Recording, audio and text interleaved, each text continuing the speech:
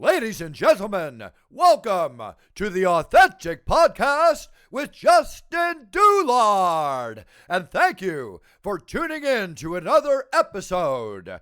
It's time!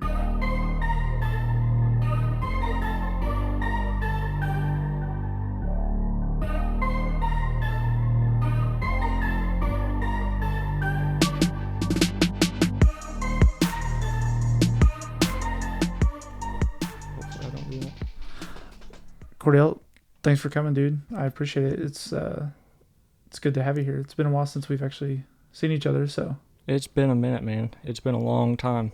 I was going to say to everybody, if they don't mind, that you're going to be a new dad, so I know you're excited about that. Yep, very excited. Very excited. And you are not going to know the gender until birth. That's the goal? Right now, that's the plan. That's the big plan. And that's April. Yep. And that's in April. Yeah, so I got, 4 months, 4 or 5 months, whatever it is.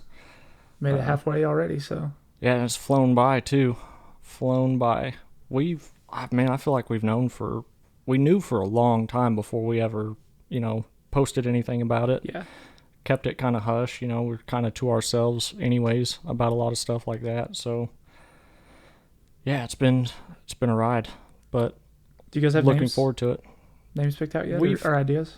We got several ideas. We've tossed around several different things, but What can you say, or is that a secret too? That's gonna be a secret. Yeah. Okay, that's cool. Be a secret, because you just say a name or something, and then somebody gets pregnant, and that's their kid's name. No, thanks. It's always the girls. Yeah. Women and girls are like, we can't name it because they named theirs. I'm like, why? People have the same name in the world. That's going to happen. Yeah. I don't know. What's interesting is we're trying to do something unique, but also incorporate our, past family members and stuff, their names, dads, moms, stuff like that, which I think everybody tries to do to an extent. But I don't know. Just in general, I feel like a lot more people are going with different names, not traditional type stuff. Like everybody's getting a little more unique and stuff with how they're naming their kids. And that's what we always wanted to do, or I always wanted to do. I wanted it to not be kind of like mine, like Justin, or Lindsay's pretty basic too. I wanted it to be kind of classic, but not like Apple, like Kanye West kids or not. So I've always enjoyed the name Lincoln, and that's what we went with, and that's actually becoming pretty popular now too. And I actually know a lot of people with girls named Lincoln too, which I had never really heard of. Yeah, I have for a while, but we know a lot of girl Lincolns too. So interesting. Yeah. But anyways, dude, congrats. That's going to be cool. Yeah, no. I'm sure you guys will be great parents. Dude, I appreciate that. Thank you. Yeah, like I said, we're looking forward to it. It's just, it's tough still too with COVID and stuff going on, Ours was weird for sure. We were in Colorado at the time when we had Lincoln, but hypothetically, if anyone was there, they couldn't have been in the hospital anyways. Yeah. They would have had to just been waiting at home. So, yeah. We saw that as like a benefit, and then just a weird time. Like, it was so bizarre, but when we went to the hospital, I didn't have to take a COVID test, but Lindsay did. Really? Yeah. They had an explanation. I can't remember exactly, but it was really bizarre. I just assumed we both would, but yeah. Then of course when we had him, it was in the middle of it, and then it was like the coldest night in Colorado to date. Yeah. We left at like midnight to have him, and it was minus 24 degrees. Wow. But yeah, it was all kind of a whirlwind. That's chilly, man. Chilly. When's the last time you went to Colorado? It was right before we left, right? Yeah, right. Well, you went to Jackson Hole and came back down? Yep. Shelby and I went to Jackson Hole, and then on our way back to Oklahoma, we stopped in Colorado Springs and stayed for a night. We ended up going to Garden of the Gods that evening that we got there, and did like a small little a shoot. Yeah, I needed some updated almost headshots, but just kind of like stuff to update my social media pages and stuff. They're not the best pictures. The lighting kind of sucked. But no, we really like that area. There's always, like you said, there's a lot to do in Colorado Springs or outside Colorado Springs, Colorado in general. There's just tons to do. Is that your favorite state to shoot in? Or is that your most, I guess maybe outside of being home? Because we're, within driving distance. Yeah, and it's really not Colorado isn't really, it touches Oklahoma. Mm-hmm. I mean, people don't think about that, but in the Panhandle, it literally touches Oklahoma. It's real easy to go to Colorado if you want to, you know. So it's one of our favorite places to go. Like I told you before, like we couldn't see ourselves like really living there, but I've looked at maybe having a rental property like an Airbnb or something, you know, like way in the future. Like that would be neat to have a place that we can rent out and then visit and stay at, take family, stuff like that. But we really like Wyoming and Montana too. Those would be our two main places to, if we were gonna settle outside of Oklahoma. Obviously Arkansas is nice, Northwest Arkansas, but Montana and Wyoming would be at the top of that list for sure. Yeah, we intended on going to visit Montana when we lived in North Dakota, but it's kind of same in Colorado. It's a drive, but it's not a short one, you know. Yeah. 10, 12 hours, and we became real familiar traveling back from Colorado to Oklahoma. Yeah. Across, unfortunately, the Kansas? state of Kansas. Yeah. Yeah. Oh yeah. my God. Well, it makes the trip quicker that way, I guess. But no hill, just nothing but straight 95. Yeah. All that driving that I did, you know, back from Wyoming back to Oklahoma, and then on my trips to Ohio, which I'm sure we'll get into. But yeah, you got to like have a different mindset to be driving that much. Like I get to my destination and I can't like have conversations with people because I'm just so like zoned in on the traffic, the road, and trying to stay alert and awake, you know, after being on the road all day. You know, it's tough. I think driving is an underappreciated like job or talent. Yeah. I always tell Colton or Lindsay, I'm like, you could name the salary and I would never be a truck driver because I would lose my mind. I don't care. I would go crazy. Yeah, I couldn't do it either. You have to be a different breed, which I know each profession in general kind of has their bad apples, but those trips to Ohio and stuff, it's probably some of the worst traffic I've ever. What's in Ohio? So Ohio, that's where the Film the Hunt course is. Oh, okay. Film the Hunt. There's your little, what would you call that? A little plug for Film the Hunt. Well, yeah, no, that was definitely going to be one of my main topics. I was going to ask you. So they're in where at in Ohio? Just right outside Cambridge, Ohio. And you drove? Yeah. And I drove. It's a 13-hour drive for me. You drive everywhere, huh? I will drive the wheels off that truck, man. You're definitely from the south of the Midwest. That's the ongoing joke. Like, if it's always less than driving, like 15 hours, you like, why would we fly? Yeah. No, I enjoy flying. I haven't flown a whole lot with my camera equipment. I've flown to Canada with it before, and it's going through customs and stuff in the airport. That's always difficult. Does it suck? It wasn't too bad with the amount of equipment that I took on that trip. I took like the bare minimum. I didn't have to take my MacBook or anything, so I didn't have to worry about getting it out.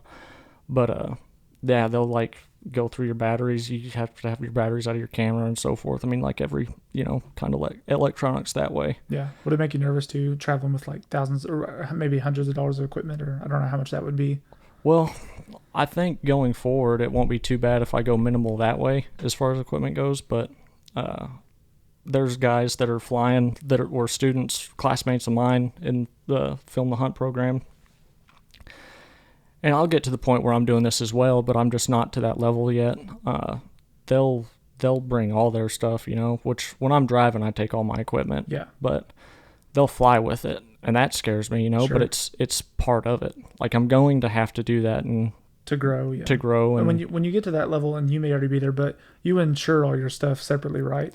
Yeah. So I need to get my stuff insured like ASAP, like last year probably, but. That's in the works. I need to get that done beginning of this next year. I love the text you sent me. I actually did laugh out loud when you said, what did you say? It's side hustle pay, but a full-time gig. Yeah. That was funny. That's what it is now for me. Not the situation, but just the way you worded it. Yeah. I wasn't sure that you had actually left your full-time gig 100%. Yeah. Yep. So I left there in January.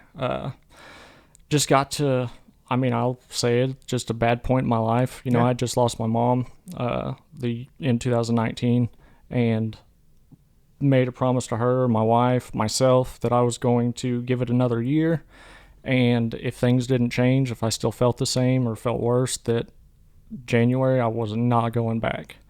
And so I never went back to work in January, and didn't have anything lined up for sure. Like, huge risk, you know. But if you're not willing to take those risks, then you're not going to grow as a person or as an individual.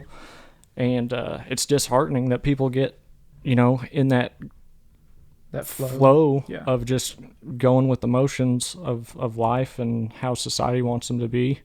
And I'm anti that. I don't want to do that, man. I don't want to be like too cliche, but most of the people that do well and do the success stories, they sound right about what you did, you know? Yeah. You were like, I'll give it a little bit, and then you're like, I'm gonna burn the ship, and you're like, I never went back, and I knew that it was gonna be a risk and sacrifice, but you were like, you just did it. Yeah, exactly. Just pulled the trigger. Like, having nothing set up, you know, that obviously wasn't the most ideal thing to do. Especially Shelby and I got married November 7th of 2020. She's like, I married this bum. Yeah, no, that's definitely, I hear it all the time. No, she does give me a hard time, but I think that at the same time challenges me and pushes me to fulfill what I'm trying to do, you know? So yeah, even with stuff like this, like the podcast, which is not a side or a full-time gig, it's more of a hobby for me, but yeah, it's always good to, even though I am like working at it on the side, like Colton Beck, when you get somebody on, and there's been a lot of times where I'm like, dude, I'm just being lazy right now. But thanks for the reminder, you know, you know what I mean? But it's nice to have that, because if people kind of puts that pressure on you in a good way. So, especially if it's going to pay the bills, right? Yeah, for sure. Absolutely. So, I mean, I don't have it quite figured out yet, but I mean, at some point, like, maybe it's just who I am, but I see a vision, like I have a vision for what I want Shelby and I's lives to be like, or I mean, you know, everybody has dreams and stuff, but a lot of people just end up having to give up on it, you know, and not further what they're really passionate about. And if I'm able to find a way, which I feel like I'm at a tipping point in a way, like I haven't made it in my opinion, you know, which I'm sure there's a lot of people that would agree, but it's one of those things that it's not gonna happen. You know what I mean? Like I'm just that determined, and I humbly say that, but it's just a work ethic thing, man. A lot of people don't have it, and I know in the eyes of some people it might seem like I'm being kind of lazy, like I don't have a full-time job, but like I'm waking up, eating, sleeping, trying to find ways to make a living doing this. What's the average day look like for a photographer or videographer when you're not out in the field shooting? Like, not out in the field shooting? Are you hitting the ground like marketing? Are you editing? So for me personally, which is probably obviously different depending on everybody's situation in those industries, but just going out. I'm trying to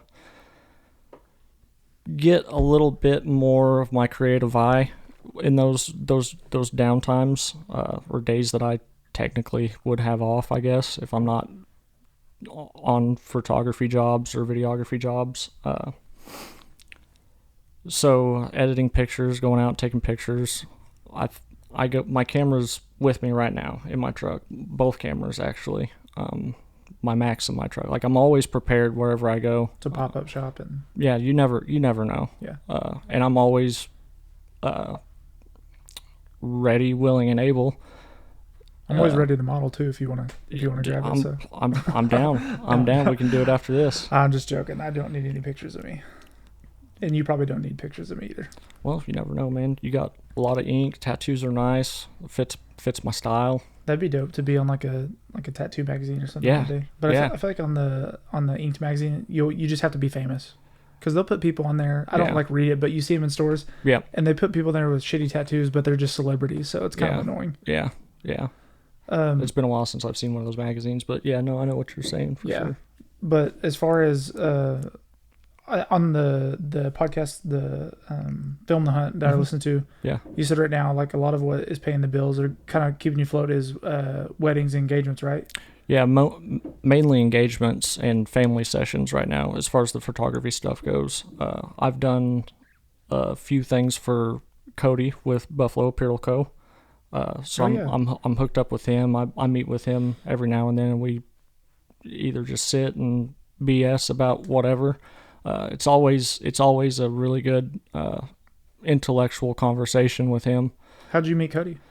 I think I met him a long time ago, maybe associated with you. He used to be my roommate. You know? Yeah. We lived in Tulsa together for a year and a half. Yep. So I knew of Cody because I'm pretty sure you and Colton and just being, associated with you guys. But he reached out to me about doing some pictures and stuff for him. Of his merch? For the merch, yep. For, all his different products, hats, shirts, stickers, stuff like that. He's a really awesome guy. And I know he's got big things planned, and the sky's the limit for him as well. He's really pushing his boundaries on growing that brand, and it's showing. He's doing a good job, really good job with it, and I'm excited to be a part of that growth.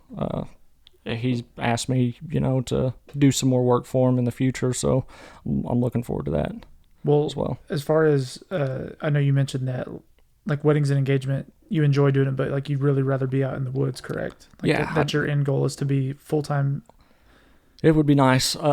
End goal, probably mainly doing weddings and portraits and stuff with my wife. But in the fall, in the off season, mix in some of the hunting stuff and try to probably grow this to a point where I can do that all the time, and maybe Shelby's able to quit her full-time job. The nursing, the healthcare industry right now is just kind of, it's nuts with everything that's going on. And she became an RN and immediately was thrown to the wolves, with COVID and having to deal with all that. Her first year was in the mix of that, or? Yep.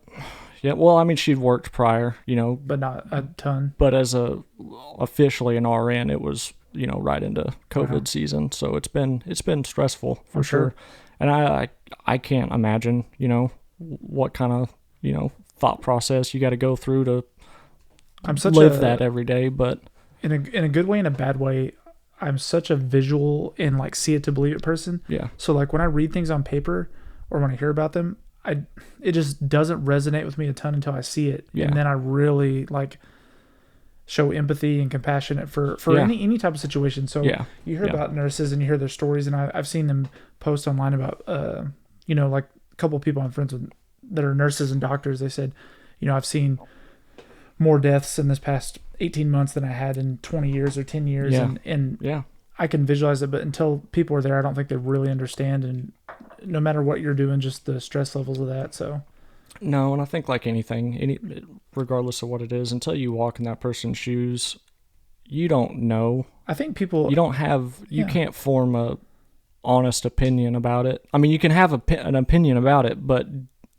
it doesn't mean it's factual. You know? Like for example, something as small as wearing a mask for 12 hours in a row. Yeah. And then because I'm like, hey, Cordell, you're in Walmart, put your mask on. And then you're like, it's like, oh, I'm probably going to be fine because I'm not like hugging and kissing up on someone. Yeah. But if you're a nurse, you're probably like, okay, I really need to keep this on because I'm in the heat of it. Yeah. So I didn't really, I see nurses like, you don't know what it's like wearing a mask for 12 hours. And I was like, oh, okay.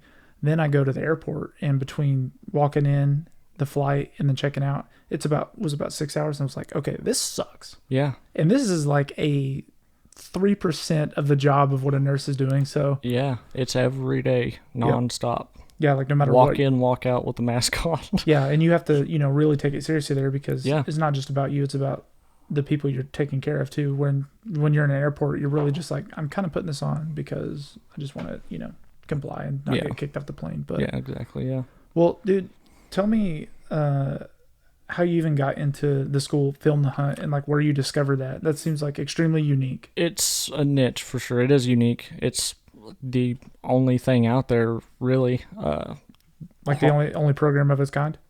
Basically, yeah. There might be a couple others. One would be Heartland Bowhunter. They have a film school, which I have also attended. I went to theirs the summer before this last summer, I believe, yeah, and went through there. It was just like a 2-day thing. Learned a lot, and those guys are awesome guys as well. Film the Hunt was like a week long? It was, just shy of a week. It was like 5 or 6 days, maybe, something like that, I think, altogether. So were you like shooting outdoor things and you were like, I would like to get into the hunting and like outdoor world, or did someone refer you there? So I looked at so many different things. I've been doing photography for a while, and a lot of people probably don't know this, but whenever I was growing up, my older brother and I, and then as well as my little brother Drew, later on, my grandma would give us disposable cameras when we'd go on vacations and stuff, and she'd take us to different places as a family, and we'd get to visit a bunch of national parks, Yellowstone, Glacier. She worked for NASA, so we got to go to different space flight centers, different NASA things, in Washington, D.C., Florida, Texas, wherever those are located, It's been a while since I've been to those places, but we would always take a disposable camera. So I grew up with a camera in my hand, and obviously, life gets in the way, and like high school happened. I'm really focused on sports and stuff, and kind of got away from the camera stuff. And then my wife actually had a Canon Rebel T4i, I believe, decent DSLR camera, and I started using that, just playing with it and going down below their house and taking pictures of deer and whatever I could find. And then that's grown into, now I have 2 of my own cameras, 2 mirrorless cameras, and, honestly, thousands of dollars worth of camera equipment and gear that's grown into something I want to pursue and fully intend on doing that. The only thing in my way is just myself, and that's just putting the foot forward and taking risks and just doing it. So break down for me how you, like, I guess in a short terms, how you film a hunting session, because obviously you got to go out there and it's like filming a hunt. Yeah, you got to be like a hunter, quiet, and you got to smell right and be disguised. And how does that work, making no noise while running the equipment? And like, it's tough. You have to be on your toes for sure and know exactly what your equipment does inside and out, and how to manipulate all those settings and do it on the fly. I mean, less than half a second, be able to manipulate things and, move and it be smooth, and getting your focus right manually if you're doing video stuff. I mean, it's so are you going out a lot earlier than the hunters, or do you guys, like, when you're filming one, you go out a little bit earlier to get set up? And you'd go out. It depends on the hunt too. So tree stand hunting in Ohio with these guys, a typical day would be going up, before sunset or before sunrise. Sorry, and y'all are together. Or you go early? Together. Together. So we do probably give it close to 30 more minutes to get ready to roll. And that's probably pushing it. That's probably the max. It's probably quicker than that, honestly. I've gotten pretty good at it just in the short amount of time, and I don't feel like a professional, but I'm a professional doing this, technically. You're getting good, yeah. Technically. So, although sometimes, I don't feel like I'm there yet, but that's just the beauty of it. I don't know if I ever will, but, Well, hopefully, in 3, 4 years, 5 years, whatever it is, what numbers in your head you'll look back and be like, you'll just think about where you started, kind of like I said with this, just the little things. And I listen to these all the time, and I think I sound stupid, and every time I feel like not you but me, I feel like I get a little better, or take out the ums and the so's, and or just the first one I did, just little mistakes, like the first one I ever did. I don't know if it was me or the guy, but we were on Zoom, and like I couldn't see him the whole time. You couldn't get it to work, so it was just awkward. Just little stuff like that. But I'm sure I'm probably saying things a little bit more repetitive because I'm like about to kiss a microphone. Sure.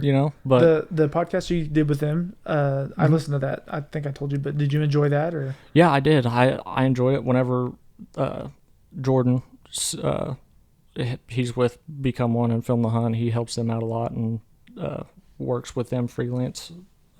Freelance wise, but go ahead. Can you talk about the shows that you were telling me about? I didn't know. My phone's right here. Let's see. Absolutely. I know we talked about it, but some of that stuff, like, is it going to be on like TV or cable TV, or is this like a YouTube deal? Can you elaborate more on that? So Become One, Tom and Nick, Tom Petrie, Nick Ventura, another, I guess, plug for them as well. So there's Become One, and then there's Film the Hunt. Yeah. 2 different entities. Yes. Okay. Well, yeah, 2 different brands. They own both those. Okay. They do production stuff for some different shows, and they're really, I mean, they live and breathe the hunting industry. I mean, that's what they do. So they're big time. They've been doing it for, and I don't want to say the wrong things, 10 plus years. They've been doing it a very long time, and they, to me, are kind of the standard of what hunting TV should be like. It's a little more cinematic. It's not your cookie cutter hunting shows that a lot of people from our area probably grew up watching. It's different. It adds more emotion to it. There's more of a story behind it and why. Kind of like an artistic piece. Exactly. As opposed to someone just shooting a deer. It's a lot more meaningful how they approach it, and it's so cool to see them work and how they just go about doing what they do. It's insane. It's cool to see somebody make it, and like they're living the dream, really. And I know I've had discussions with Nick and Tom. I'm in the same boat in a sense. It's like I would go to work at Proform, and I would hear people say, "That's welding." That was the welding job. I worked at Proform Industries there in Muskogee. We built diesel and gas tanks for our biggest contract was international, so school buses and stuff like that. Okay. Cool job to have. Just like I said, got to a bad point in my life, and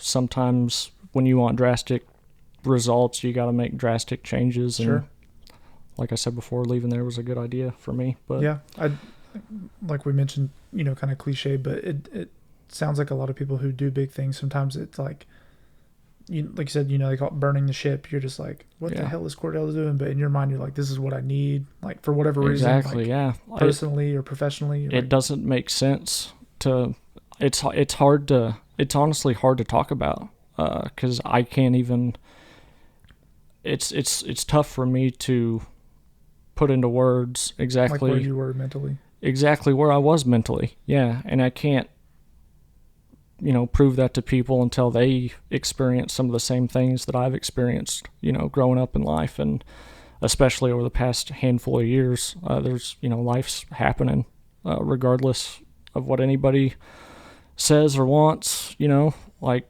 you can sit around and expect life to happen for you, or you can go out and make life happen. And you really think you leaving there and going at this full on brought you back to life per se, like kind of opened you back up to get you out of your hole? In a sense, yes, for sure. Or was it a big part of it? That is a big part of it. It's been a trip, man. It's hard not to get emotional talking about it, because I did find myself at a low place in my life, and yes, it's been tough, but I see. I don't want to say I see the light, but like I have a sense of direction. Like I know what I'm doing. I know what I want for me, my family, for Shelby, for my kids, for, just my family going forward. And it's just been super, super cool to kind of see it all kind of start happening. Like the work that I've been putting in is short amount of time as it's been. In a way, does it seem like rapid growth for such a short amount of time? Exactly. Yeah, it's hard to fathom for me. Like it truly doesn't seem real. So whenever I say, I've heard like this saying, "living the dream," often it's usually with sarcasm. It's always 100% with sarcasm. Yeah. But I'm No one that's living the dream truly actually says that. It's always the people that are exactly, like, dude. And I feel like I'm there. I'm living a dream, and I mean that humbly. Like I'm not, like I said, I haven't made it per se, but I'm getting there, and that's what's exciting for me. I think it's cool that you have a lot of personality into it, because you know the podcast. I have Bruce Buffer one week, and then I have a doctor, and then I have a photographer, but I haven't talked to any photographers one-on-one. Everyone has their own reason, but I do know there's a lot of people that, like anything in life, it's not bad, but you know, they're like, hey, I can buy a $500 camera and I could probably make thousands. You know, they don't really enjoy it. They're just taking good pictures and they're good at it. But you seem to have like a true like you constantly keep saying, like, you get emotional talking about it, because you're just like, this is what I want to do. And I, like you said, kind of burn the bridge, and you were like, this kind of brought me back to where I needed to be, was a big piece of that. So it's kind of cool, or it's really cool just to see that you know, you do have a passion for it, and it's something that you're kind of going all in on, and hopefully change the phrase from side hustle money, full-time gig to full-time money. Exactly. So. One of these days it will, man. It's just, I just gotta keep making, you know, strides, keep making steps in that direction. You know, and there's always speed bumps and setbacks, but not giving up is key. Yeah, it's key for that. And then, kind of like you mentioned on the Film the Hunt podcast, that episode, just talking about, you know, like maybe if there's a certain market you don't necessarily love, but you know, if it can pay the bills or get you by, and maybe give you more practice or exposure too, because it may be not as fun for you, but I guarantee you there's something you learn every single time. Or I'm sure, as you know, you shake the right hand could lead to something else. Like, you know, you talk to someone who's never hunted in their life, but their best friend is like an avid outdoorsman. It's like, oh, okay, well. Yeah, no, those connections are real, man. Those connections they're there. People just have to be mindful of that, and I don't know. I feel as if I'm somewhat personable, and being able to talk to people and have conversations and have those intellectual conversations with people. But did you listen to my episode? And if you didn't, it's fine. But did you see the one with Roland Welker, the outdoorsman?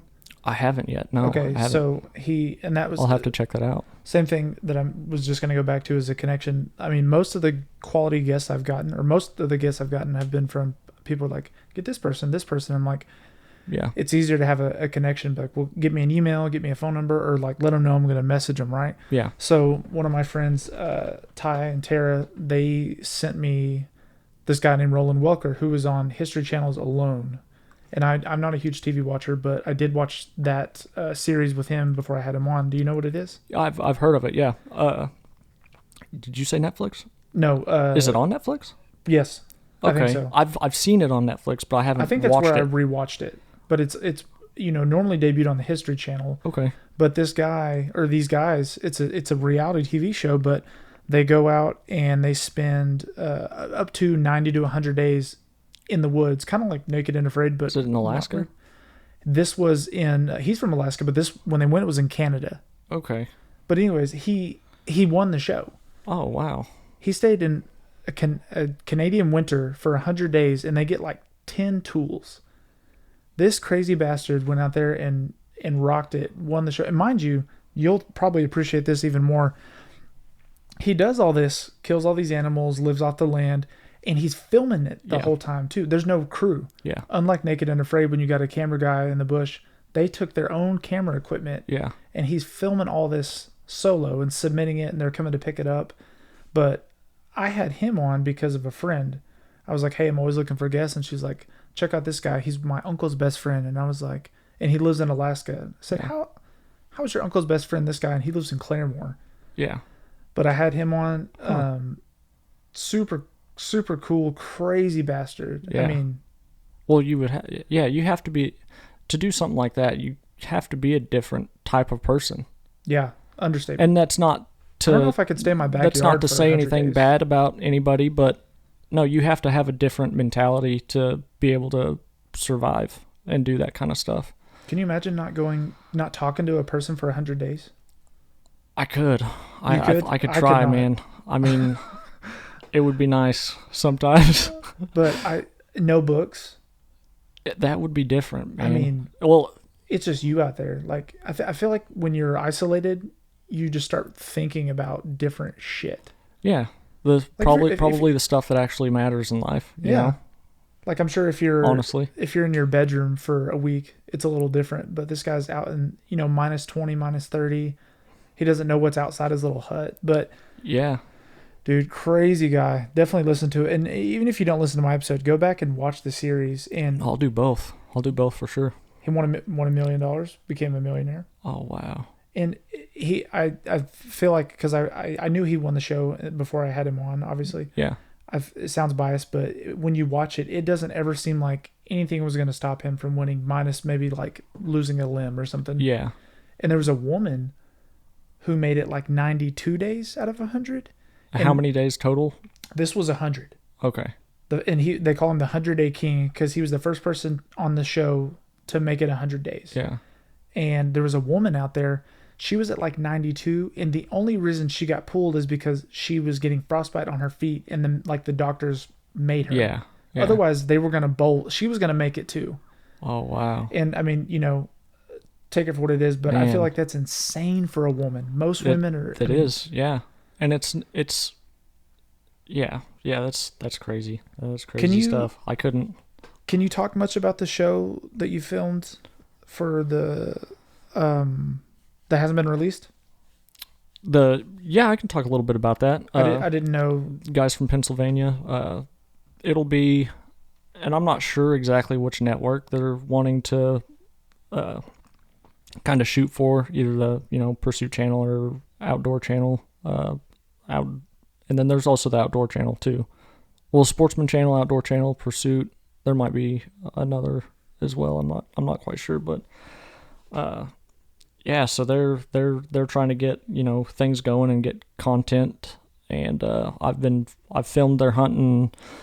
They came down from Pennsylvania, like I said, and they were hunting south of McAllister at the Choctaw Hunting Lodge.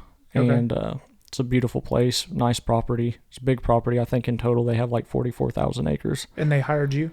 And the guys from Pennsylvania hired me. Yep, they hired me earlier this fall, like I want to say August, or possibly even right after the second course that I went through in Ohio. So I did their field production course, and then I did Adobe editing in July. And then shortly after that, after I got home, I got the phone call from the guys in Pennsylvania. They connected you? Yep. So after that second class, I got with Tom with Film the Hunt and Become One, and he put me on their graduate page that they have on Become One TV's website. And you can go there, and there's a list of different guys that have gone through their graduate program with Film the Hunt, and guys that have gone through every class that they've had. And I still have 2 more to go through next summer, but I've given them that commitment that I'm gonna go to these 2 classes and do the whole thing, and that's been huge for me being on that page. I've got several calls from different shows. Schedule wise, a lot of it hasn't been able to. I haven't been able to work it out, and stuff. But these guys from Pennsylvania, they treated me right down here in Oklahoma, and I'll be filming them in a couple days, just outside of Laredo, Texas, for a week. And so I'm looking forward to. I checked the weather, and there's like in the 90s the next couple days, so I'm not looking forward to that. But it's the end of December. It doesn't need to be 90 degrees anywhere, in my opinion. But it's pretty bizarre. It is. But I'm looking forward to that as well, and intend on filming some of their stuff next fall as well, hopefully. What, these guys are professional hunters? Is that what they do for a living, or kind of like, dumb this down for me? Who are these people? So take it to the basics. The guys from Pennsylvania, just a group of guys that they're able to get some airtime, and so they want to build a business for. They're trying to build this up and build a business out of it, which is a thing. It's a possible. You can create this in a way that you can hunt for a living nowadays with different types of sponsors and stuff.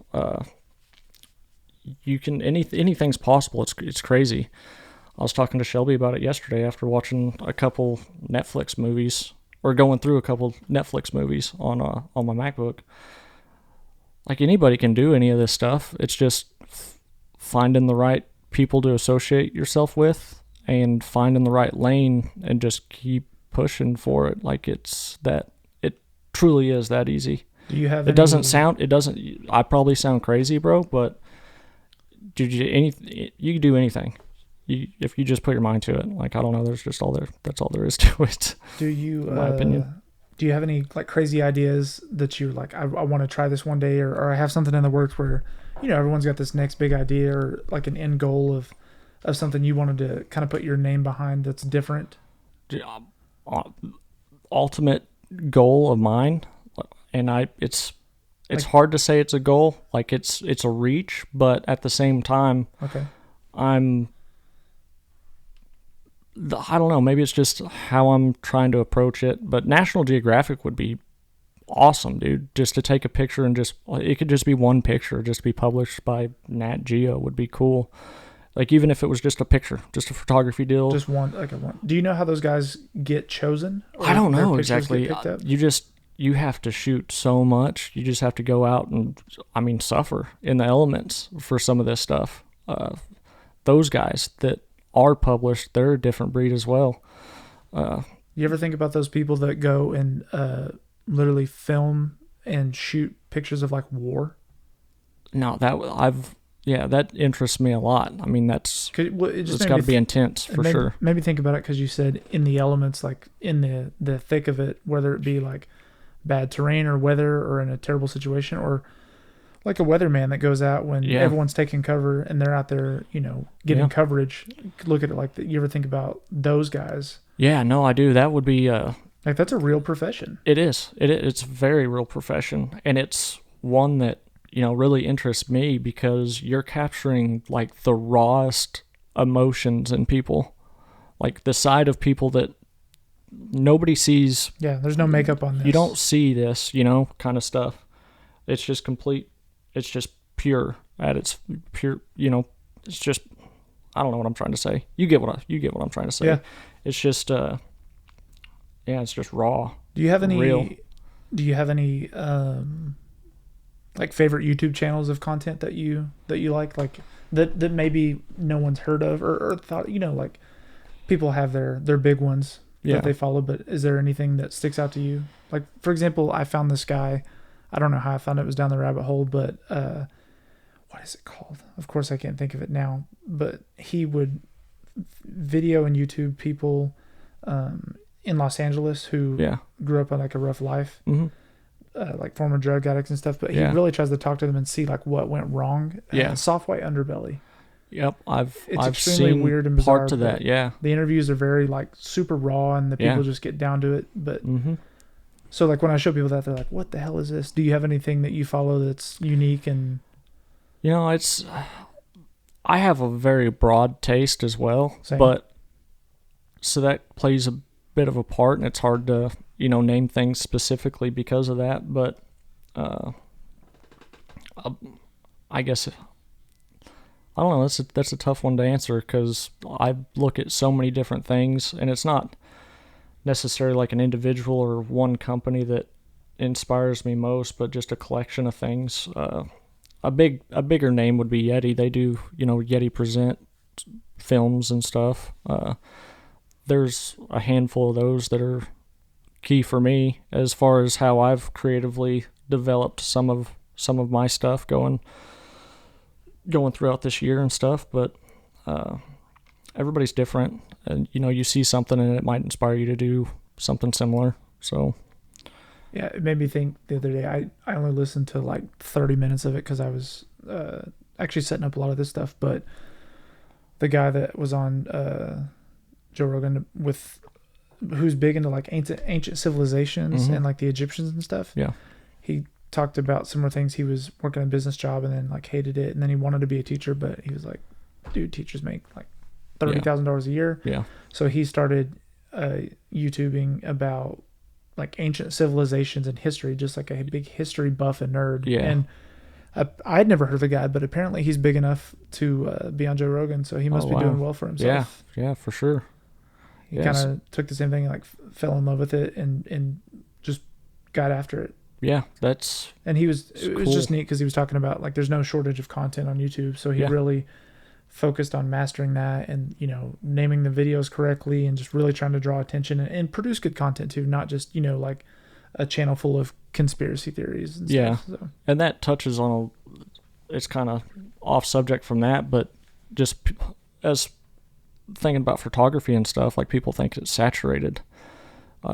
I'm sure people think YouTubers, like that's a crazy thing to think about, like making money with YouTube and it's saturated, but if it's saturated, that means there's a demand for it, and it's just doing it and getting better at it. You're just, you know, you can't lose, really. Yeah, it's an interesting topic because I think it was Lindsay and I forget who I talk to people with, like it's like Colton and I or Lindsay or my mom, dad. Yeah. But people love to throw that out there with everything saturated. Yeah. And it is, but that's America. Like everything we do is over the top. We have too much of everything. We have too much stuff. We have too much shoes, clothes. Yep. So the example that I referenced was Lindsay's Peloton that you see right here. Yeah. How long has a stationary bike been around and how many are there? For decades. Yeah. But people are obsessed with the Peloton because they did 1 to 2 different things and they did it like amazing. Yeah. Anybody could hop on a bike and go ride it, but it's boring and but now they, you know, they do live classes and they give you shout outs and they log your data, which people are obsessed with nowadays. Yeah, it's very interactive for sure. So nobody, for the most part, is going to buy a stationary bike anymore. Yeah. Everyone's buying a Peloton. Yeah. It's like its own cult now. Yep. And they do extremely well. I don't ride it, but I listen to Lindsay doing and it's cool what they do. They're funny and they're what I think a lot of people aren't doing now. They're uncensored. Oh. Nice. I don't know if you've ever listened to one. I haven't, no. They will drop F-bombs and they'll make funny jokes. Now I think before each class they put out a kicker that's like, hey, this is what's his name, and you know he's explicit. He drops F-bombs. Yeah. And so if you're not into that, and then you can pick your playlist class, but you know, long-winded answer here, that market, stationary bikes have been a thing forever, but Peloton is killing it. Yeah. Because they got good at it and people love it, and now everyone wants one. Mainly a lot of females want one, but I mean, my parents ride one. I know a lot of guys ride them. Yeah. So. Yeah, no, and it's something that probably social media had a lot to do with too, driving that because things have changed. I mean, 10 years ago, there's no way that I'd be trying to do what I'm doing now. Just being able to work remote, work from your laptop, like you said, you know, you guys get to, you know, my older brother and his wife, my sister-in-law. They're down in Florida, right? They're in Tampa, yeah. They both get to work from home occasionally, and that's nice. Like, that's something that's really, you know, piqued my interest. For sure. That wasn't a driving factor into, you know, quitting my last job, but just the flexibility. The flexibility's nice, man. I want to be there for events with family, kids, you know, like I don't want to miss that stuff. And just. You think you get that now with working for yourself? Yeah, no, I'm able to. I can do anything if I want to right now. Obviously, I'd like to be busier, obviously, but at the same time, I'm blessed to even have an opportunity filming these hunts, taking pictures for you know, different families, different couples. Occasionally I'll photograph some real estate. Any opportunity, man, I'm all for it. It doesn't matter for me. Do you have any other like bucket list type projects or companies? I know you mentioned National Geographic. Yeah, which that's really dreaming, bro. That's really dreaming, but at the same time, I mean, like I've already said on here, anything's possible. I'm not going to give up on that, you know. If it happens, it happens, but that's not in my main focus right now. But yeah. But for those things, a lot of times, not speaking on National Geographic's behalf, but you just got to get the right person's attention just to get the shot. Yeah.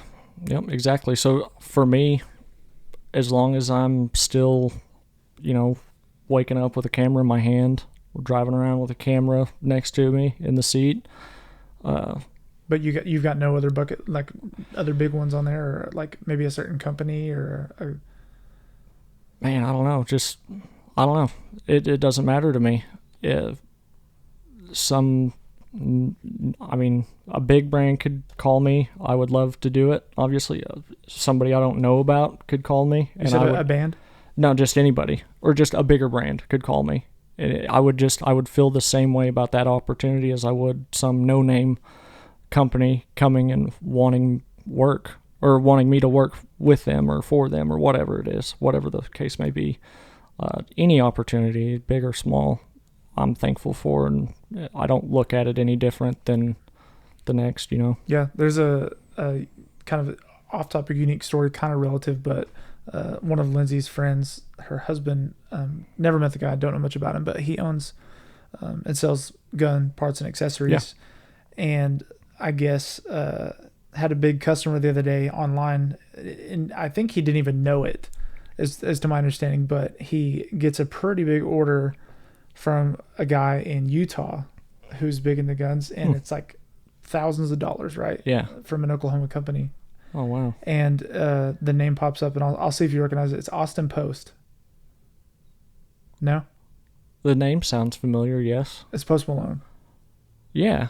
Yeah, that's Post Malone's name. So he gets an order for thousands of dollars. Because he got his name through like a generator thing online, his stage name or whatever. Yeah. So he gets this order. I guess he gets this order, but suppose he has like, he looked at it in like, it was a Utah address, but like a California, or it was getting shipped to Utah, but then the California address or something. So he calls on it. Yeah.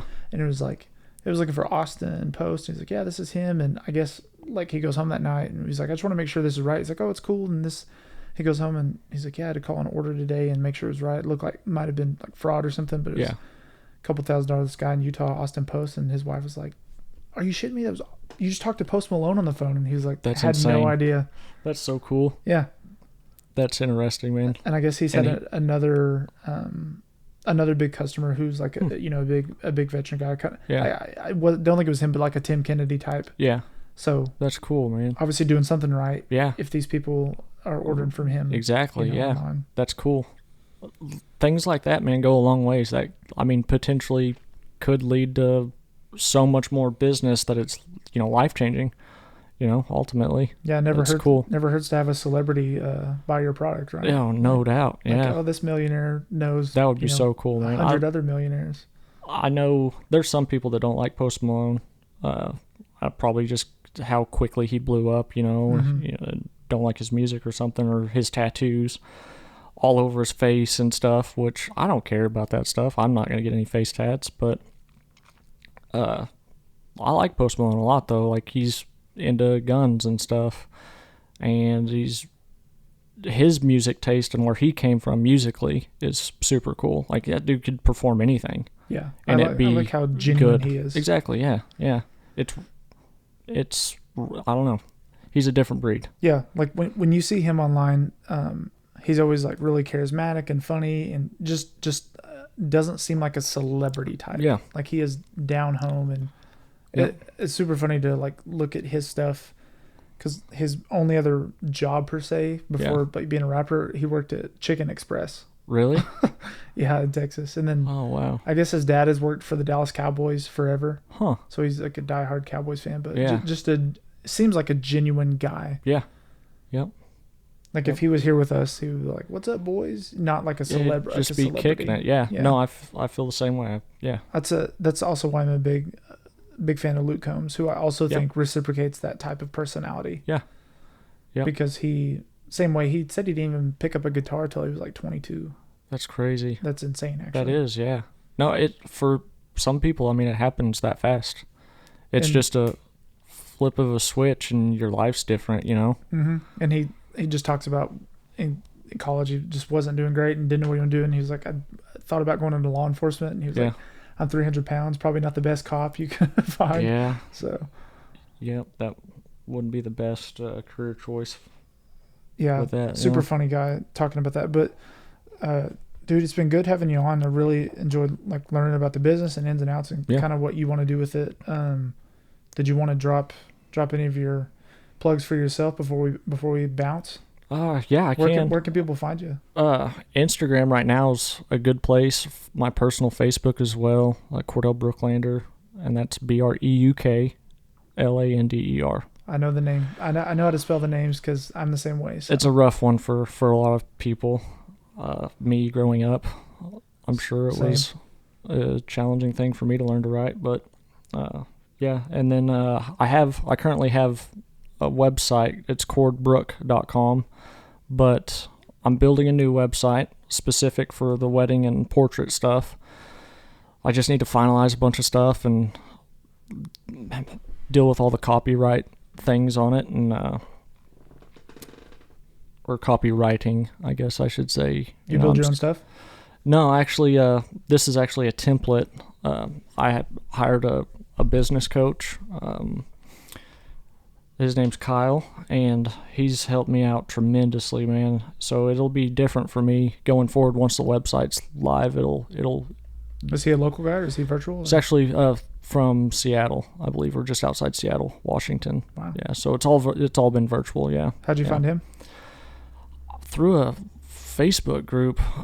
Somebody added me to a Facebook group like last year, and I just every now and then would see his stuff pop up, and it's like, I'll just go ahead and look into that, and it's already paid dividends for me. I've been able to change how I've gone about the business side of things for this photography stuff, because I was kind of lost at it, and I like I said, I still haven't figured it quite out, but it's a work in progress, like it probably always will be. But he mentioned this. It's not really a quote, but let's see, I don't want to butcher it either.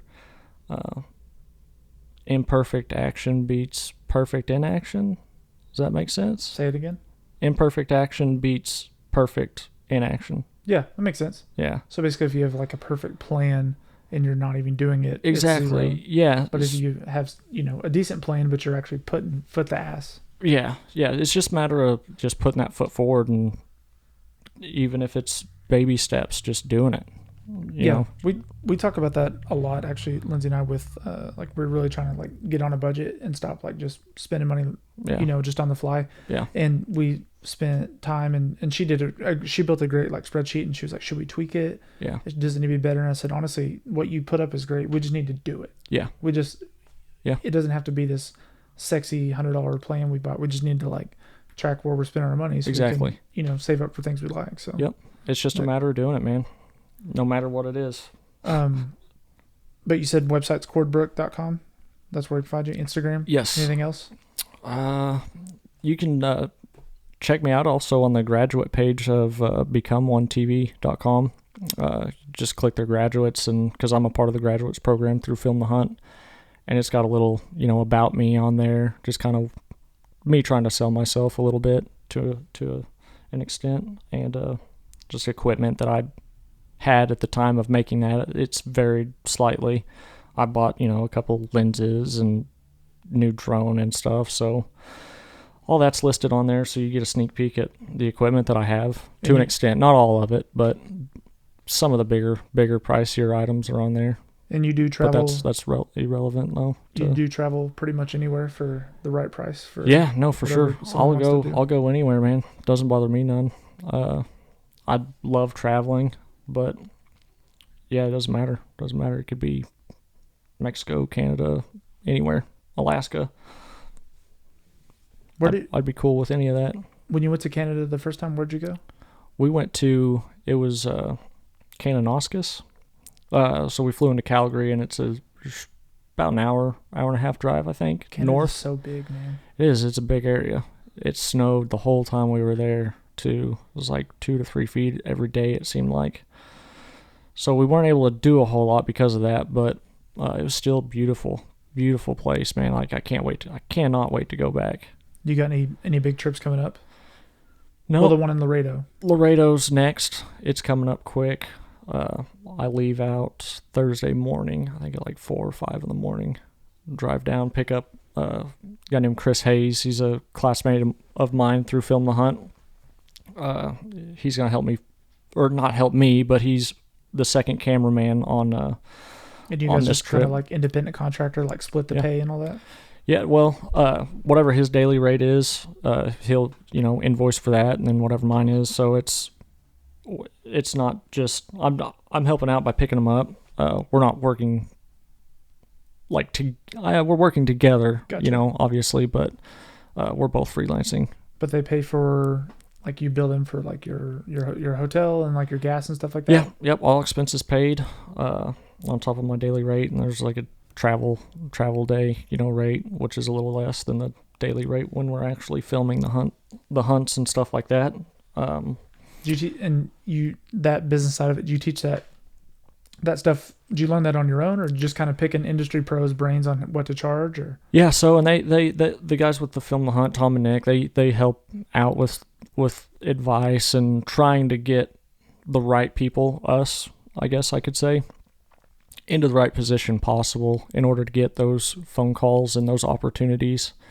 But at the end of the day, it's all down to like each individual. If I couldn't sit down and talk to you for an hour or hour and a half, then I probably wouldn't do as good in the industry. So I'm sitting in a blind or in a tree with, sometimes a stranger that I've never met before, don't know anything about. So that side of it's been really interesting, and I thoroughly enjoy it because I've met some outstanding individuals that have awesome backstories, of where they've came from and how they've become who they are today. And that side of it's probably one of the most fulfilling sides of it. It's super rewarding, to meet people and exchange knowledge, and have those, like I said, intellectual conversations with a stranger and leave being friends, no matter our views or personal opinions on different things.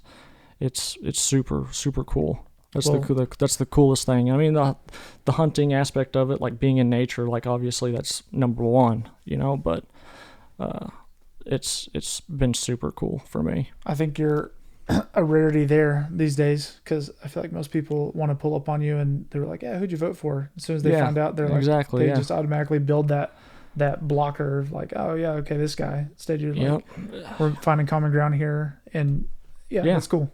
Yeah, no, just being open-minded, I think goes so far in life. Way farther than it used to. Yeah, for sure, way further than it used to. I mean, you can't go on in this type of world anymore with that kind of mindset, like just a fixed mindset, closed-minded, whatever. You can't thrive. There's no way. I'm not a scientist or doctor or anything. I don't know much about a lot of stuff, but I just you have to be open and friendly with people and initiate that sort of stuff and be willing to accept it whenever it is initiated by somebody else. Yeah.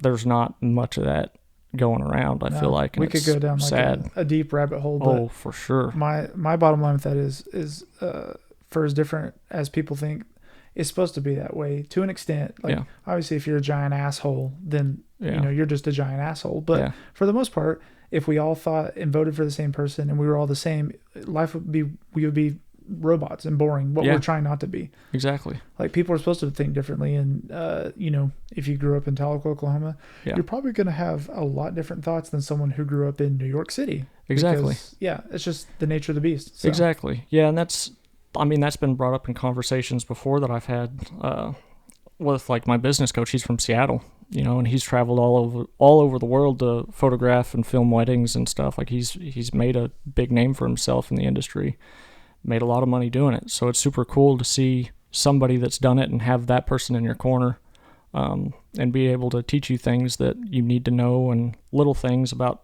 just taking action, just constant taking action. Like, don't get stagnant. Like, I just can't stand not striving to be better as a person and so forth. But I think it's cool that it's kind of unique that you got a guy that lives in Seattle, because that side of the world probably operates like complete 180 from northeastern Oklahoma. Yeah. So he's going to, you know, probably connect you to bigger, better people, or just people that are different because, you know, people out of your comfort zone. He's probably talking about things that you're like, I've never thought about it this way or heard of, because that's not how life is down here. Yeah. Like in Seattle, minimum wage is like $16 an hour or something. I mean, it's like double what it is in Oklahoma. Yeah. So life is just so different there. Yeah. Yeah. And like I said, like those conversations that I've had with him, it's a mindset thing, man. Having that growth mindset is so key to growing as a person, you know, but that's what's been kind of weird is like I've gone to school with people like you, and I could name a handful of people that have, you know, gotten outside of Tahlequah and have created a life and have done well, and like things that I'm proud of for them, you know, and there's not a lot of that you get in a small town, you know, setting. It's a fixed mindset type of deal. You know, you are born to pay bills and retire at 65. That's that small town mentality. But you have people like yourself that wants to make something more of yourself, you know. So there's always a bigger picture, obviously. But like me, I mean, I would love to call Tahlequah my home forever.